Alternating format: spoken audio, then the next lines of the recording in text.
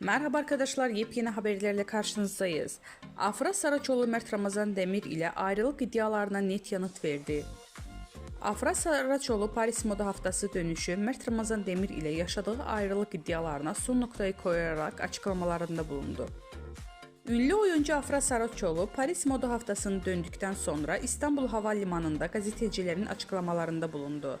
Son dönemde adı Mert Ramazan Demir ile yaşadığı ilişki hakkında çıkan ayrılık dedikoduları ile gündeme gelen Saraçoğlu bu iddialara açıklık getirdi. Saraçoğlu yeni projede olan Abi dizisinde başrollerini paylaşacağı Kenan İmirzalıoğlu ile arasındaki yaş farkı hakkında sorulara da yanıt verdi.